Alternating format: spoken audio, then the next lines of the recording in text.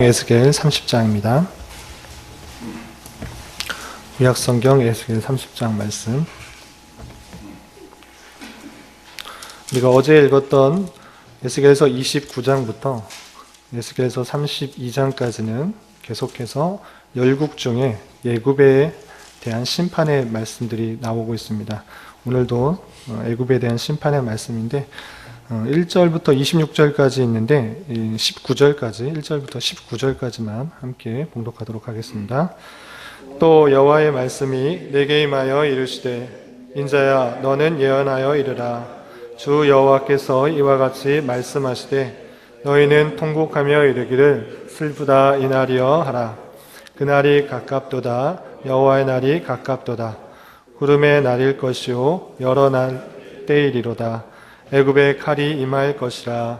애굽에서 죽임당한 자들이 엎드러질 때에 구스에 심한 근심이 있을 것이며 애굽의 무리가 잡혀가며 그 터가 헐릴 것이요 구스와 붓과 룻과 모든 섞인 백성과 굿과 및 동맹한 땅의 백성들이 그들과 함께 칼에 엎드러지리라. 여호와께서 이같이 말씀하셨느니라. 애굽을 붙들어주는 자도 엎드러질 것이요 애굽의 교만한 권세도 낮아질 것이라. 믹돌에서부터 수에네까지 무리가 그 가운데에서 칼에 엎드러지리라. 주 여호와의 말씀이니라. 황폐한 나라들 같이 그들도 황폐할 것이며 사막이 된 성읍들 같이 그 성읍들도 사막이 될 것이라. 내가 애굽에 불을 일으키며 그 모든 돕는 자를 멸할 때에 그들이 나를 여호와인 줄 알리라. 그날에 사절들이 내 앞에서 배로 나아가서 염려 없는 구스 사람을 두렵게 하리니 애굽의 재앙의 날과 같이 그들에게도 심한 근심이 있으리라. 이것이 오리로다. 주 여호와께서 이같이 말씀하셨느니라. 내가 또 바벨론의 느부갓네살 왕의 손으로 애굽의 무리들을 끊으리니 그가 여러 나라 가운데 강포한 자기 군대를 거느리고 와서 그 땅을 멸망시킬 때에 칼을 빼어 애굽을 쳐서 죽임당한 자로 땅에 가득하게 하리라. 내가 그 모든 강을 마르게 하고 그 땅을 악인의 손에 팔겠으며 타국 사람의 손으로 그 땅과 그 가운데에 있는 모든 것을 황폐하게 하리라. 나 여호와의 말이니라. 주 여호와께서 이같이 말씀하셨느니라. 내가 그 우상들을 없애며 신상들을 녹 가운데에서 부수며 애굽 땅에서 왕이 다시 나지 못하게 하고 그 땅에 두려움이 있게 하리라. 내가 바드로스를 황폐하게 하며 소안에 불을 지르며 노 나라를 심판하며 내 분노를 애굽의 견고한 성읍 시내에 쏟고 또 노 나라의 무리를 끊을 것이라. 내가 애굽에 불을 일으키리니 신나라가 심히 근심할 것이며 노 나라는 찢겨 나눌 것이며 놈 나라가 날로 대적이 있을 것이며 야웬과 비베셋의 장정들은 칼에 엎드러질 것이며 그 성읍 주민들은 포로가 될 것이라. 내가 애굽의 멍에를 꺾으며 그 교만한 권세를 그 가운데서 그치게 할 때에 드함느에스에서는 날이 어둡겠고 그 성읍에는 구름이 덮일 것이며 그 딸들은 포로가 될 것이라. 이같이 내가 애굽을 심판하리니 내가 여호와인 줄을 그들이 알리라 하셨다 하라. 아멘. 이 시간에도 여기까지 나오신 여러분들 위해 하나님의 크신 은혜가 함께하기를 진심으로 기원합니다. 말씀 읽기 본문은 에스겔 30장입니다. 우리가 계속 말씀드린 것처럼 4장부터 에스겔 4장부터 24장까지는 유다, 이스라엘 백성들의 범죄와 그로 말미암은 심판이 예언되어 있고요. 그리고 25장부터 크게 32장까지 다음 달 2일까지 읽게 될 32장까지는 이방 사람들만 예루살렘뿐만 아니라 유다 백성들뿐만 아니라 그 주변에 있는 열방에게도 하나님께서 심판하신다라는 그런 내용들이 나와 있습니다. 그리고 우리가 오늘 읽게 되는 30장 그리고 어제부터 읽었던 29장부터 32장까지는 열방 중에 애굽이 받게 될 심판에 대해서 설명되어 있습니다. 계속적으로 거의 한 달 동안 계속 심판에 대한 그런 내용들이 있지만 읽게 되지만 그것에서도 하나님께서 심판을 하시는 이유, 목적들을 볼 때 우리에게 교훈해 주시는 내용들이 크다. 그리고 열방 사람들 또 유대 사람들의 죄악들을 보면서 우리의 죄악들을 발견할 수 있기에 한 장 한 장 심판의 말씀들을 대하면서 우리가 경계가 되고 우리의 삶에 또 조심스럽게 하나님 말씀을 대할 수 있는 것 같습니다. 오늘 에스겔서 30장의 말씀을 가지고 또 우리가 교훈받아야 될 것이 무엇인지를 좀 생각해 보는 시간을 갖도록 하겠습니다. 30장도 핵심적인 내용들은 애굽이 심판받게 될 것이다 라는 그런 내용인데, 왜 심판을 받게 되는 것인가, 또 누구로 말미암아 어떤 것을 수단으로 말미암아 심판을 받게 되는 것인가, 그리고 심판의 주체가 누구시며 심판의 목적이 무엇인가를 살펴보면서 또 우리 삶에 적용하는 그런 시간을 가질까 합니다. 그렇다면 먼저 애굽이 왜 심판을 받게 되었는가, 29장부터 32장까지 계속적으로 애굽이 심판받게 될 것이다, 멸망받게 될 것이다 되어 있는데, 30장에서 볼 수 있는 것은 30장에서 애굽이 심판받는 이유에 대해서 살펴볼 수 있는데요. 그것은 다름 아니라 교만이라는 것을 알 수 있습니다. 6절에서 보면 이런 표현이 있습니다. 여호와께서 이같이 말씀하셨느니라, 애굽을 붙들어 주는 자도 엎드러질 것이요 애굽의 교만한 권세도 낮아질 것이다 라는 표현. 애굽의 교만한 권세, 그가 많은 부와 번영을 누리는 아주 강대한 국가였습니다. 아시다시피 수백 년 전부터 애굽이라는 그런 나라, 이집트라는 나라는 큰 번영을 누렸던 강대한 나라입니다. 그 강대한 나라가 교만하였기 때문에 하나님께서는 심판하신다라고 하고 있는 것입니다. 그래서 첫 번째로 교만이라는 표현을 6절에서 살펴볼 수가 있고요.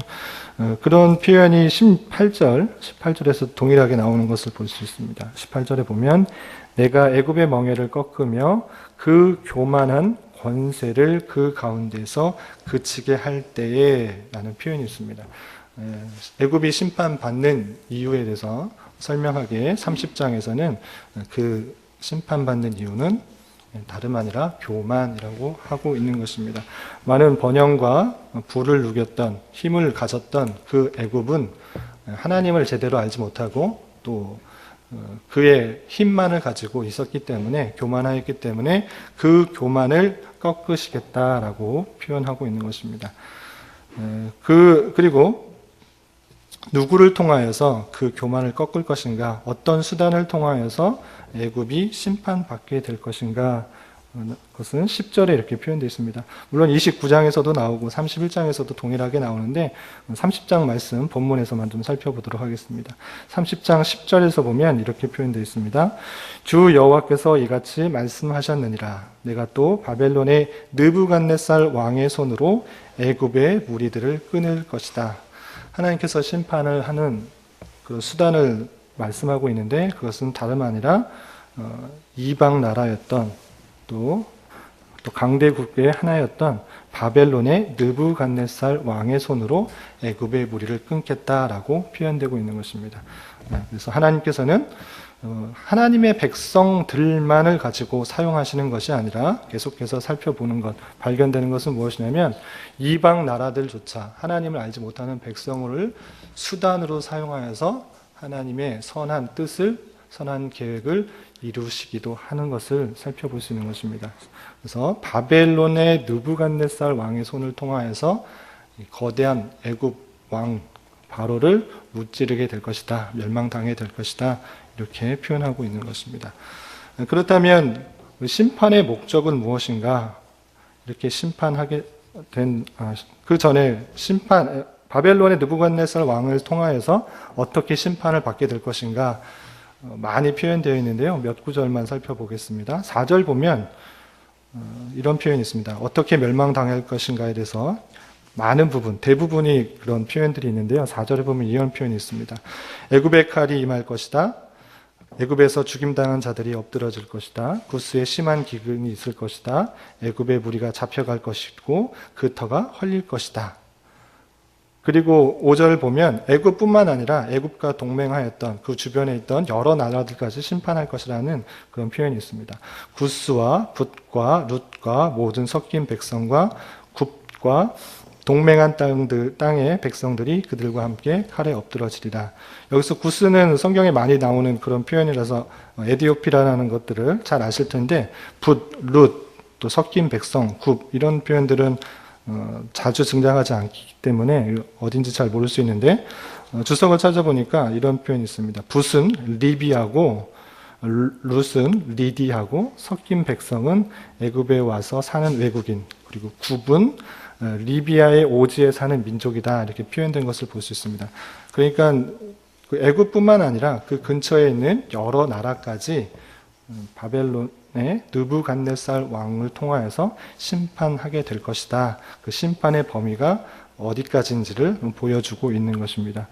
6절에서도 보면 믹돌에서부터 수에네까지 무리가 그 가운데서 칼에 엎드러질 것이다 라는 표현들, 7절에서도 황폐한 나라들 같이 그들도 황폐하게 될 것이다, 사막이 된 성읍같이 그 성읍들도 사막이 될 것이다 라는 표현들, 또 11절에서도 그가 여러 나라 가운데 강포한 자기 군대를 거느리고 와서 그 땅을 멸망시킬 때에 칼을 빼어 애굽을 쳐서 죽임당한 자로 땅에 가득하게 하리라. 애굽을 쳐서 죽임당한 자가 땅에 가득하게 될 것이다. 심판의 처참성에 대해서 표현하고 있는 것입니다. 12절에서도 그 모든 강을 마르게 하고 그 땅을 악인의 손에 팔겠으며 타국의 사람의 손으로 그 땅과 그 가운데 있는 모든 것을 황폐하게 할 것이다. 심판의 처참성에 대해서 또 표현하고 있고요.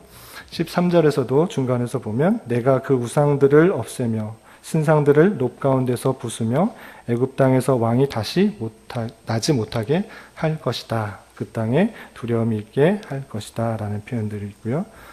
또 18절에서도 내가 애굽의 멍에를 꺾으며 그 교만한 권세를 그 가운데서 그치게 할 것이다. 끝에쯤에 그 딸들은 포로가 될 것이다 라는 표현들, 이렇게 30장 전발에 걸쳐서 그 심판이 얼마나 심하게 될 것인지, 그리고 그 범위가 얼마나 될 것인지 잘 표현해 주고 있습니다. 이렇게 심판을 하게 될 것인데 그 심판의 목적이 무엇인가, 그리고 심판의 주체가 누구인가를 살펴보는 것들이 중요할 것입니다.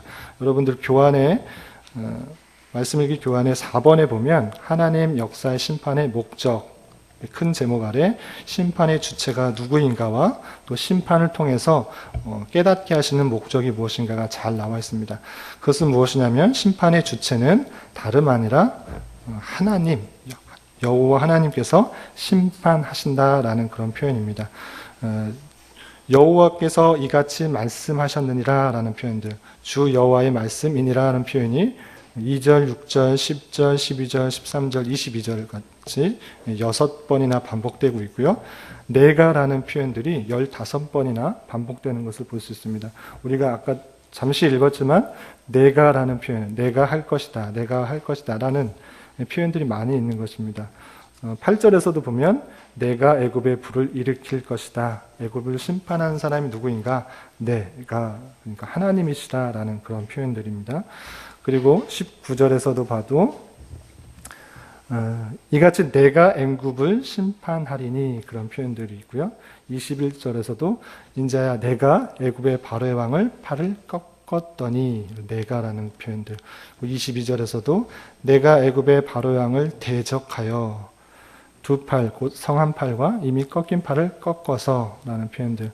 24절에서도 내가 바벨론 왕의 팔을 견고하게 하고 내가 바로의 팔을 꺾으리니, 25절에서도 내가 라는 표현들 15번이나 반복하면서 그 심판의 주체가 우연이 아니고 또 다른 사람이 아니고 하나님께서 주관하여 주셔서 하나님께서 주권 가운데 이방 나라인 바벨론을 통하여서 애굽을 심판하겠다라는 그런 표현들이 있는 것입니다. 그래서 심판의 주체는 다름 아니라 하나님이다라는 것들을 다시 한번 확인할 수 있어야 될 것입니다. 그래서 이스라엘 백성만 다스리시는 하나님이 아니라 이방 열국까지도 하나님께서 들어쓰셔서 하나님의 뜻을 이루는구나라는 생각을 할 수 있어야 되는 것입니다.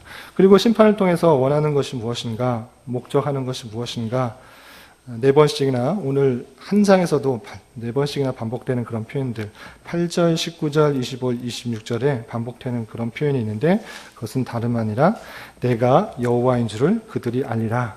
심판을 통해서 원하시는 것은 하나님의 어떠하심들을 깨닫기 위함이다라고 하는 것입니다.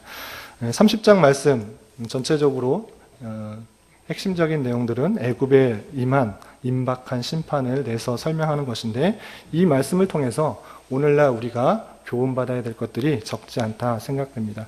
첫 번째로는 애굽에 심판받았던 이유에 대해서 생각해 보면 좋겠습니다. 그것은 오늘 말씀 6절과 18절에서 표현된 것처럼 애굽은 그의 교만 때문에 멸망을 받게 되었다라는 것을 좀 오늘 묵상했으면 좋겠습니다. 교만 때문에 심판을 받게 되었다. 오늘날에도 우리에게도 시사하는 점이 적지 않다 생각합니다. 우리는 신앙생활하면서 많은 것들을 요구하고 갖기를 원하면서 하나님 앞에 기도하고 간구하는 것 같습니다. 그렇지만 그 간구를 통해서 얻게 되는 그런 모든 기회를 어떻게 사용하는 것가 더 중요합니다. 애굽은 많은 부와 번영과 힘을 갖고 있었습니다. 강대국이었습니다. 그렇지만 그것을 가지고 하나님을 또 생각하면서 또 많은 나라들을 이롭게 하는 것이 아니라 그의 교만 때문에 무엇인가를 다 할 수 있다 생각했던 것이죠. 그렇기 때문에 하나님을 알지 못하고 심판을 받게 되는 결과를 얻게 된 것입니다. 마찬가지로 오늘날에 있어서 우리도 많은 기회들을 받았을 때 겸손하기가 쉽지가 않은 것을 보게 됩니다. 많은 부를 얻고 많은 기회를 얻고 많은 지위를 얻고 높은 자리에 얻었을 때 그것을 가지고 하나님의 뜻에 맞춰서 살아가기가 쉽지 않은 것입니다. 많은 부를 얻고 지위를 얻고 명예를 얻고 사랑을 얻고 인기를 얻었을 때 나도 이러한 사람이구나. 내 힘으로 내가 가진 것으로 모든 것들, 여러 가지 것들을 할 수 있구나 생각하면서 하나님의 뜻과 계획과 원하시는 말씀들을 찾고 힘쓰기보다는 내가 할 수 있는 기회를 가지고 교만하여서 하나님의 뜻에 맞춰서 사용하기보다는 내가 원하는 대로 나의 정욕에 따라 살아가기가 쉬운 모습을 살펴볼 수 있는 것입니다. 그렇게 될 때 쉽게 교만해지고 하나님을 떠나 살기 쉬운 것이 우리의 연약한 인생인 것입니다. 그러할 때 하나님께서 그 교만을 치신다라는 생각들을 하면서 우리가 가진 기회를 더 많이 갖고 더 많이 누리기를 힘쓰기보다는 가진 기회들이 무엇인지를 가지고 그것이 많거나 적거나 가운데 하나님 앞에서 겸손하게 그 뜻을 어떻게 이루어질까, 어떻게 이룰 것인가를 고민하면서 살아가는 것이 우리네 인생이 아닌가 생각해 볼 수 있습니다. 그래서 겸손한 마음, 기회를 많이 갖건 적게 갖건 하나님 앞에서 그 기회를 어떻게 쓰는지를 고민하는 자세가 성도가 가져야 할 겸손한 자세이다라고 할 수 있는 것입니다. 또 한 가지 생각해 볼 것은 여러 번 표현되고 있는 것인데 6번이나 오늘 30장 말씀에서도 6번이나 표현되고 있는 것. 주 여호와께서 이같이 말씀하셨느니라. 나 여호와의 말씀이니라. 주 여호와의 말씀이니라 라는 표현들. 성경을 통해서 우리에게 알려주시는 것은 무엇인가? 하나님께서 택하신 백성들에게 깨닫게 알게 하여 주시기 원합니다 라는 것입니다. 우리가 믿는 기독교는 내가 원하는 것들을 일방적으로 간구하는 그런 신앙이 아닙니다. 하나님께서 무슨 말씀을 하시는지, 어떤 것을 원하시는지를 듣고 깨닫고 알아가는 것이 신앙이다라고 할 수 있는 것입니다. 내가 원하는 것들을 일방적으로 구하는 것들은 여타의 이방 종교들, 일반 종교와 다르지 않은 것입니다. 그것이 아니고 연약한 인간으로서, 연약한 존재로서 하나님께서 어떤 것들을 원하는지를 귀 기울이고 깨달아 알아가는 것, 그것이 기독교의 특징이라고 할 수 있는 것입니다. 그러할 때, 그러한 자세를 가질 때 하나님께서 말씀하시는 하나님이시다라는 그 자세를, 그 생각들을 잊지 말아야 될 것입니다. 하나님께서 뒷짐지시고 그냥 멀리서만 바라보고 있는 것이 아니라 택한 백성을 위해서 말씀하여 주시고 계시하여 주시고 나타내시는 하나님이라는 것들을 잊지 말아야 될 것입니다. 우리가 하나님의 뜻, 하나님의 계획, 하나님께서 원하시는 것들을 어떻게 알 수 있는 것인가? 세상 만물들을 통해서 깨닫는 것이 아니라 주어진 성경 말씀, 주어진 계시의 말씀을 통하여 하나님께서 무엇을 원하시고 하나님의 그 사랑이 어떠하며 선민을 대하시는 그런 방식과 역사는 어떻게 이루어지신가를 말씀하여 주시는 것입니다. 에스겔서 30장을 통하여서도 계속적으로 강조하고 있는 표현들이 무엇이냐면 여호와께서 이같이 말씀하셨느니라, 말씀하셨느니라. 하나님께서는 말씀하지 않으시는 하나님이 아니라 말씀하여 주시고 깨닫게 하여 주시는 하나님이라는 것들을 늘 생각해 보면서 나를 향한 하나님의 계획은 무엇인가, 우리 교회를 향한 하나님의 계획과 뜻이 무엇인가, 이 나라를 위한 하나님의 계시와 뜻과 목적이 무엇인가를 계속적으로 고민하면서 말씀하여 주시는 하나님 앞에서 그 말씀이 무엇인지 성경을 통해서 깨달아야 할 것입니다. 그래서 일방적으로 하나님께 내 뜻과 내 목적과 내 원하는 것들을 간구하는 데 그치는 신앙이 아니라 그 먼저 나를 향한, 우리 교회를 향한, 이 나라를 향한, 이 세계를 향한 하나님의 뜻과 계획과 역사하심이 무엇인지를 말씀하시는 하나님을 통해서 깨달아 알아갈 수 있는 저와 여러분이 되시기를 부탁을 드리겠습니다. 그리고 마지막으로 생각해 볼 것은 이것들을 깨달아 알아야 될 것은 무엇인가, 이 종합적으로 심판을 통해서 뿐만 아니라 말씀하셔서 깨달아야 될 것이 무엇인가, 그것은 다름 아니라 내가 여호와인 줄 그들이 알리라 라는 것입니다. 에스겔서에 수십 번 반복해서 표현되고 있는데 이스라엘 백성들이 하나님을 알지만 제대로 그 하나님이 누구인지를 깨달아 알지 못했다는 것입니다. 단순히 지식적으로 또는 조상들이 섬겨왔던 하나님을 알았다는 것이죠. 여기서 내가 여호와인 줄 알리라 라는 그런 표현은 단순히 하나님이 있구나 정도의 그런 알미 아니라 하나님과의 친밀한 교제 가운데 깨달아 알아가는 그런 삶이다라고 할 수 있습니다. 지식적으로 그냥 조상이 섬겨왔던 그런 하나님이 아니라 이 세상 모든 만물을 다스리고 역사하시며 택한 백성 한 명 한 명을 관심 있게 살피시고 돌보시는 그 하나님인 줄을 깨달아 알아야 된다는 것입니다. 우리가 신앙생활할 때 조심스러운 것이 무엇이냐면 오랜 신앙생활을 통해서 신앙생활을 하다 보면 형식과 습관에 따라서 또는 지식에 따라서 하나님을 정해놓고 내 습관에 따라 형식적인 그런 신앙생활을 하기 쉽습니다. 그렇지만 그런 것이 아니라 이 땅에서의 성도의 삶은 하나님이 어떠한 분이신지를 인격적으로 많이 깨달아 알아가는 삶이다라고 할 수 있는 것입니다. 하나님께서는 그렇게 성도에게 성화시키기 위해서 또 하나님이 어떠한 분이신지를 깨달아 알게 해주시기 위해서 다양한 사건과 환경과 처지에 처하게 할 것입니다. 그 모든 목적은 무엇인가 하면 하나님이 어떠한 분이신지를 인격적으로 깨달아 알기 원하시는 그런 하나님이라는 것들을 깨달아 알아야 될 것입니다. 우리가 신앙생활하면서 놓치지 말아야 될 것은 그냥 내가 원하는 식의 또는 단순히 지식적으로 하나님은 어떤 분이시다 라고 규정 지을 것이 아니라 순간순간 상황 모든 상황과 여건을 통하여서 하나님의 선하시고 아름다우시며 내 계획과 판단보다 훨씬 선하고 아름다운 것으로 우리를 나를 이끌어 그 영광을 드러내시는 분이라는 것들을 기대하는 마음으로 순간순간 하나님을 의지하며 하나님의 선하심들을 발견하며 인격적인 교제 가운데 하나님의 크심들을, 선하심들을, 아름다움을 깨달아 알아야 되는 것입니다. 그것이 하나님께서 다양한 사건과 환경 그리고 심판을 하시는 목적이다 생각할 수 있어야 될 것입니다. 오늘 하루 살아가면서 그리고 남은 한평생 살아가면서 항상 기쁘고 좋은 일만 있는 것이 아니라 힘들고 어려운 순간도 있을 것이고 때로 예기치 못한 일들 때문에 힘들고 어려울 수 있습니다. 그 모든 목적은 하나님이 어떤 분이신지를 깨달아 알기 원하시는 그 하나님의 손길이 있다는 것들을 알고 모든 순간을 통하여서 성경 말씀을 통하여서 또 환경을 통하여서 하나님과 인격적인 관계 속에서 하나님의 크고 아름다우심을 깨달아 알아갈 수 있는 저와 여러분이 되시기를 주님의 이름으로 부탁을 드리겠습니다. 기도하겠습니다. 하나님 아버지 감사합니다. 오늘 말씀을 통해 애굽이 받을 심판에 대하여 살펴보았습니다.